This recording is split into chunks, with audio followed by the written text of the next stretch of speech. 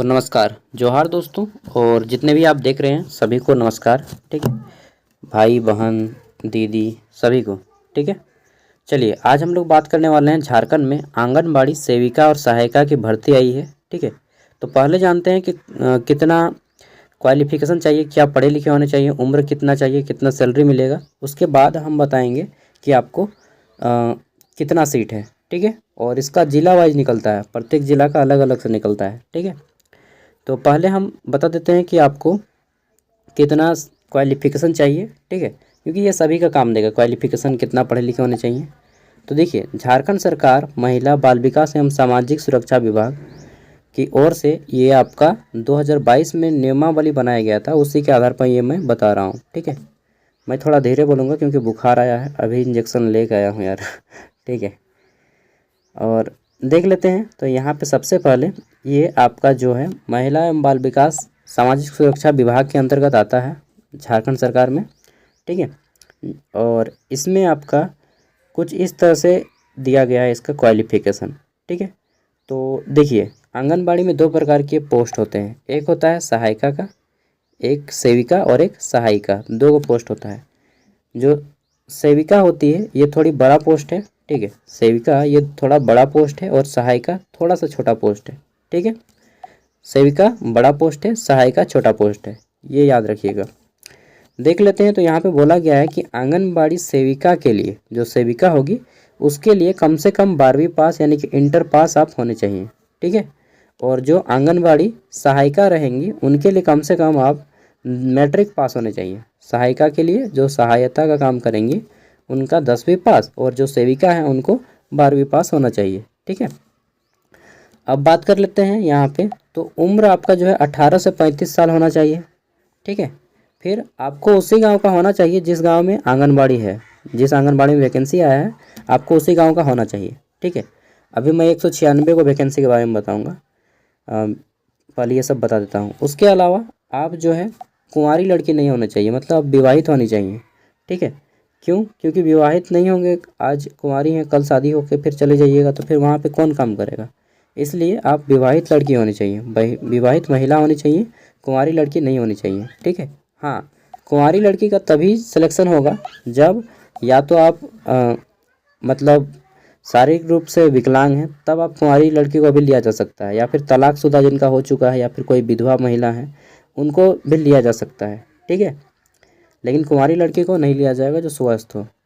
Next है यहाँ पे आंगनबाड़ी जो सेविका और सहायिका हैं। ठीक है, इनको केंद्र लाभान्वित उसी वर्ग से होनी चाहिए जिसका उस आंगनबाड़ी केंद्र में लाभान्वित बहुमूल्य हो या बाहुल्य हो। ठीक है, यार आज थोड़ा थक गया हूँ काफ़ी ज़्यादा, मतलब कल बहुत ज़्यादा काम किए हैं और इसलिए बुखार भी आ गया। चलिए देख लेते हैं अब यहाँ पे सिलेक्शन कैसे होता है। तो देखिए, चयन प्रक्रिया में बता देता हूँ। यहाँ पे कोई भी एग्ज़ाम नहीं होता है चयन के लिए, आपका आम सभा का आयोजन होता है। आम सभा में कौन कौन होंगे, तो आम सभा में अभी सब बताऊँगा डिटेल में। ठीक है, दिखा के बताता हूँ। आम सभा का आयोजन होगा और आम सभा में जो भाग लेंगे वो होंगे आपका, कहाँ गया, हाँ देखिए, एक होंगे सीडीपीओ ऑफिसर, सीडीपीओ एक ऑफिसर होंगे। ठीक है, वो जिला लेवल के ऑफिसर होते हैं, child development protection officer, CDPO officer होते हैं। ठीक है, एक होते हैं लेडी सुपरवाइज़र यानी कि महिला सुपरवाइज़र। ठीक है, महिला सुपरवाइज़र, लेडी सुपरवाइज़र रहेंगी। इसके अलावा आपके रहेंगे गांव के मुखिया रहेंगे। ठीक है, और फिर आपका स्कूल का कोई हेडमास्टर रह सकते हैं। इन सभी मिलकर एक आम सभा बनाते हैं। ठीक है, और उसी आम सभा में फिर सिलेक्शन किया जाता है। सिलेक्शन कैसे किया जाएगा, तो देखिए आपका जो सिलेक्शन है वो कुछ इस आधार पर किया जाता है। मान लेते हैं आप 10वीं पास हैं, और तो 10वीं में अधिकतम मार्क्स 15 मिलेंगे। जैसे 500 का एग्ज़ाम होता है, अगर आप 500 में 500 लेते आए हैं मैट्रिक में तो आपको 15 मार्क्स मिलेगा। ठीक है, अगर आप में 300 नंबर लाया है, ठीक है, तो 15 का 300 मतलब 60% अगर आप लाए हैं मैट्रिक में तो आपको 15 का 60% मिलेगा। ठीक है ना, समझ रहे हैं ना बात को। तो आपको मैट्रिक में अधिकतम 15 मार्क्स मिलेंगे। ठीक है, फिर आपका इंटर में अधिकतम 15 मार्क्स यानी कि 30 मार्क्स। फिर आपका स्नातक में अगर आप ग्रेजुएशन किए हैं तो आपको अधिकतम 10 मार्क्स मिलेंगे। फिर है अगर आप पीजी किए हैं यानी कि एमए एमकॉम एमएससी, ठीक है, तो आपको 5 मार्क्स मिलेगा। अगर आप विधवा हैं या फिर परित्यक्ता है या तलाकशुदा महिला है तो आपको अधिकतम 5 मार्क्स मिलेगा उसके लिए। ठीक है। अगर आप पोषण सखी के रूप में संतोषप्रद कहीं पे काम किए हैं और आपको अनुभव है तो आपको 5 मार्क एक्स्ट्रा मिलेगा। अगर आप आंगनबाड़ी में काम कर रहे हैं 5 से 8 साल तो आपको जो है 5 से 8 साल संतोषप्रद कार्य हेतु अर्हता पूर्ण करने पर देखिए 5 से 8 साल यहाँ पर बोला गया है कि अगर आप आंगनबाड़ी में काम किए हैं आंगनबाड़ी सहायिका के रूप में 5 वर्ष या उससे अधिक संतोषप्रद कार्य अनुभव सेविका के लिए शैक्षणिक योग्यता एवं अन्य अर्हताएँ पूर्ण करने पर 5 से 8 वर्ष 5 से 8 वर्ष में कुछ नहीं होता है। अगर आप 8 से 10 साल काम किए हैं तो आपको 7 मार्क्स मिलेगा। ठीक है। और अगर आप 8 साल तक काम किए हैं मतलब कम से कम 5 साल काम किए हैं या 6 साल या 7 साल या 8 साल तो आपको 5 मार्क्स मिलेगा। ठीक है। और वहीं पे अगर आप 10 साल से ज़्यादा काम कर लिए हैं तो आपको 10 का 10 मार्क्स मिल जाएगा। ठीक है।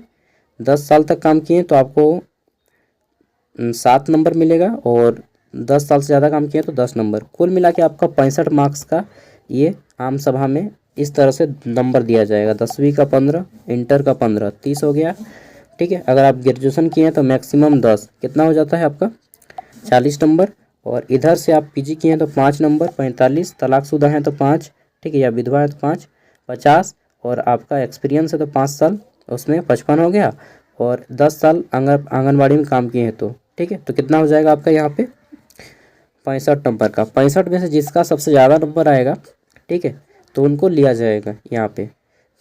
अच्छा, ज़रूरी नहीं है कि आप आंगनबाड़ी में काम किए हों तभी आप यहाँ पे आवेदन करें। नहीं काम करते हैं फिर भी अगर आपका ज़्यादा नंबर हो जाता है ठीक है तो आपको ले लिया जाएगा। समझ रहे हैं ना बात को? हाँ, अब देख लेते हैं। तो ये हो गया सेविका के लिए और सहायिका के लिए हो गया। इसी टाइप से किया जाएगा सिलेक्शन।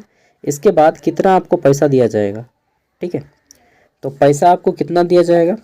पैसा जो दिया जाएगा आपको केंद्र और राज्य जोड़ के देता है पैसा। ठीक है। तो देखिए केंद्र और राज्य योजना में आपको दिया जाता है टोटल 4500 रुपया ठीक है सेविका के लिए। और आपका फिर राज्य सरकार देती है 5000। कुल मिला के आपको 9500 रुपया मिलता है। इसको नहीं जोड़ना है, ये आपका खर्चा है ठीक है। इसको नहीं जोड़ना है, ये वाला नहीं जोड़ना है। ये आपका संसाधन से कुल व्यय है, कितना व्यय आप करते हैं वो आपको दिखाता है ठीक है। आप में इतना खर्चा करती है सरकार, इसको नहीं जोड़ना है। इसको जोड़ना है, इन तीनों को जोड़ के 9500 मिलता है सेविका को ठीक है। और जो सहायिका बनती हैं उनको 4750 रुपया दिया जाता है। हालांकि अब ज़्यादा हो गया होगा ठीक है। तो इस तरह से मान के चलते हैं कि जो हमारा सेविका है इनको 10,000 रुपया मिलता है और जो सहायिका हैं जो मैट्रिक पास से सहायिका बनती है उनको 5,000 रुपया मिलता है ठीक है। इसके अलावा आपको प्रत्येक साल 500 रुपया बढ़ाया जाता है सेविका का और सहायिका का 250 रुपया बढ़ाया जाता है प्रत्येक साल जुलाई महीना में ठीक है। इसके अलावा आपका 500 रुपया का बीमा किया जाता है ठीक है।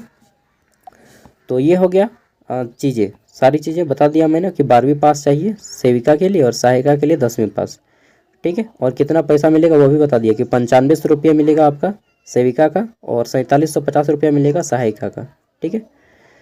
अब देख लेते हैं जिसका ज़्यादा नंबर होगा उसको सिलेक्शन दिया जाएगा। अब बात करते हैं कहाँ पे वैकेंसी आया है। तो चलिए दिखाते हैं वैकेंसी अब आपको। देखिए ये जो है बोकारो ज़िला का है ठीक है। और भी ज़िला का आया है लेकिन मैं अभी केवल बोकारो ज़िला का ही बताऊँगा इस वीडियो में।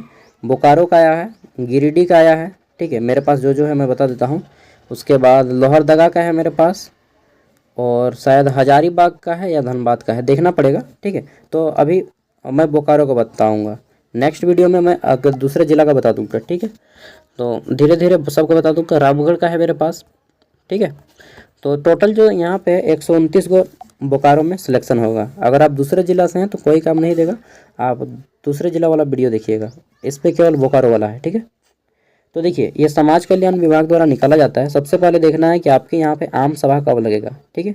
यहाँ पे देखिए 24 दिसंबर से शुरू है आम सभा और एकदम लास्ट कब तक चलता है मालूम है? बोकारो में अभी चलेगा, बहुत दिन तक चलेगा, मतलब जनवरी फरवरी 2025। देखिए 24 फरवरी 2025 तक चलेगा अभी बोकारो में ठीक है आम सभा। 24 दिसंबर से शुरू है और 24 फरवरी तक चलेगा 2025 तक, मतलब 3 महीना खाली यहाँ पे सेविका और सहायिका का भर्ती होगा ठीक है। देखिए कैसे देखना है वो मैं बता देता हूँ। यहाँ पे देखना है आपका कि आम सभा कब लगेगा और उसके बाद देखना है कितना बजे लगेगा ठीक है। उसके बाद देखना है आपको यहाँ पे ये आपका परियोजना का नाम और फिर आपका पंचायत का नाम, किस पंचायत में है, ठीक है। उसके बाद यहाँ पे आपका केंद्र का नाम है, ठीक है, कौन सा केंद्र है आपका, और फिर आपका यहाँ पे कोड है, और सेविका या सहायिका किसकी भर्ती है वो यहाँ से पता चलेगा, इस लाइन से किसको सिलेक्शन दिया जाएगा, ST SC OBC वो यहाँ पे लिखा रहेगा, ठीक है। और फिर यहाँ पे आम सभा कहाँ पे लगेगा वो यहाँ पे लिखा रहेगा, ठीक है। तो सबसे पहले आपको देखना है परियोजना। परियोजना मतलब आपका यहाँ पे ब्लॉक का नाम रहेगा, ठीक है। जैसे ब्लॉक का नाम है चंदन क्यारी, कसमार, ठीक है, पेटरवार, गोमिया, BS सिटी मतलब बोकारो स्टील सिटी, गोमिया, ठीक है। तो आपको सबसे पहले अपना देखना है कि आप किस प्रखंड में आते हैं, उस प्रखंड को देखिए। फिर इधर देखिए आपका पंचायत का नाम क्या है इसमें, ठीक है। फिर आपका केंद्र कौन, उस पंचायत में कौन आंगनबाड़ी केंद्र में भर्ती होगा वो भी देखना है, ठीक है। फिर कहाँ पे वहाँ पे कौन सा सीट खाली है वो देखना है, और कब लगेगा वो चीज़ देख के आप उस दिन अपना सभी डॉक्यूमेंट्स लेके चले जाइएगा। ये PDF मैं आपको दे दूँगा वीडियो का डिस्क्रिप्शन में, ठीक है। चलिए यहाँ से एक बार मैं बता देता हूँ कुछ कुछ का, आप लोग पढ़ लीजिएगा, सब पढ़िएगा तो समझ में आ जाएगा। देखिए यहाँ पे लिखा है बोकारो जिला के अंतर्गत विभिन्न परियोजनाओं में आंगनबाड़ी केंद्रों में रिक्ति सेविका सहायिका के चयन हेतु तिथिवार आम सभा की रोस्टर, ठीक है। अब देख लेते हैं 24 दिसंबर को, 24 तारीख को जो दिसंबर है 10 बजे लगेगा कहाँ पे, तो ये बोकारो स्टील सिटी से शुरू हो रहा है। 24 दिसंबर को बोकारो स्टील सिटी नन पंचायत में लगेगा, ठीक है, और 1 बजे भी नन पंचायत में लगेगा। पहला आपका जो है महेशपुर टोला में है, महेशपुर टोला यहाँ पे लगेगा, ठीक है, सहायिका की भर्ती।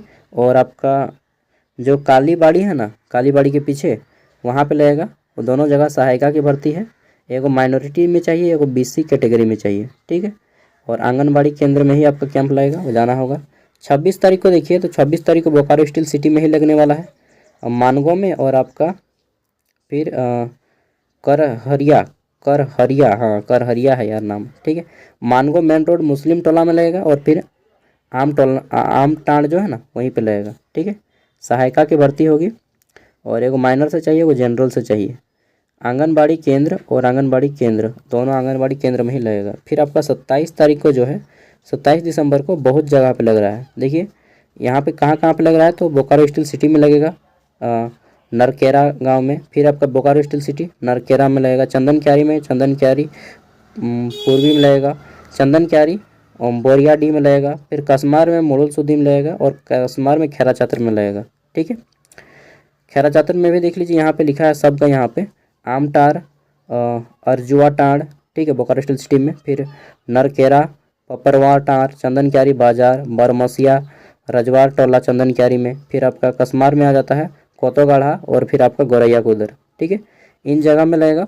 ये पंचायत देखिए, ये जो है आपका, ये वाला आपका ब्लॉक का नाम है, ये आपका पंचायत का नाम है, और ये आपका गांव का नाम है जहाँ पे लगेगा, ठीक है। तो आप उसी गांव के निवासी होने चाहिए। फिर देखिए यहाँ पे किन के सीट्स खाली हैं और किस कैटेगरी से खाली है। अगर जनरल से खाली है तो सबको जा सकता है, अगर OBC से तो केवल OBC महिलाएं जाएंगी, ST से तो SC जाएंगी केवल, समझ रहे हैं ना, केवल ST है तो केवल ST महिलाओं को ही लिया जाएगा। और इस तरह से यहाँ पे देखिए कहाँ कहाँ पे लगेगा सेंटर, वो आपको यहाँ पे पूरा डिटेल में लिखा है। तो ये पूरा का पूरा जो लिस्ट है मैं आपको सब दे देता हूँ, आप लोग खोज लीजिएगा, अगर आप इच्छुक हैं ना तो खोज लीजिएगा, ठीक है। बाकी देखिए झारखंड के सरकारी स्कूलों में भी इंग्लिश मीडियम में पढ़ाई होनी चाहिए, ठीक है, ये मेरा नारा है। और क्यों नहीं होगा भाई, सब कोई इंग्लिश पढ़ रहा है तो फिर हम लोग काहे हिंदी पढ़ेंगे, ठीक है। सब कुछ आजकल इंग्लिश में हो रहा है, सब कुछ इंग्लिश में, कोर्ट का पढ़ाई हो, चाहे आपका जजमेंट आता है कोई भी इंग्लिश में आता है, मेडिकल का पढ़ाई हो सब कुछ इंग्लिश में, ठीक है, इंजीनियरिंग का पढ़ाई हो सब कुछ इंग्लिश में, बैंक का एग्ज़ाम होता है इंग्लिश में, SSC का एग्ज़ाम होता है इंग्लिश में, सब में एक इंग्लिश कंपलसरी पेपर है। तो फिर हम लोग हिंदी का हेल्प पढ़ेंगे, ठीक है। और हिंदी अगर उतना ही अच्छा है तो पूरे देश में फिर लागू हो जाए हिंदी, या फिर पूरे झारखंड में, ठीक है। प्राइवेट स्कूल हो चाहे सरकारी स्कूल हो, सब में हिंदी पढ़ाई होना चाहिए, अदरवाइज सब में इंग्लिश पढ़ाई होना चाहिए, ठीक है ना। तभी ना समानता पाएगा, एक आदमी हिंदी पढ़ेगा एक आदमी इंग्लिश, ये कहाँ का न्याय है। एक आँख में काजर एक आँख में सिंदूर, ये गलत बात है ना? नहीं, बिल्कुल बताइए। कल दिन आप अपना बेटा बेटी को सरकारी स्कूल में पढ़ाइएगा, आपके पास पैसा होगा तो नहीं पढ़ाइएगा, क्यों? क्योंकि वो इंग्लिश मीडियम है, इंग्लिश मीडियम में सबको पढ़ाना चाहता है, हिंदी मीडियम में काहे पढ़ाएगा।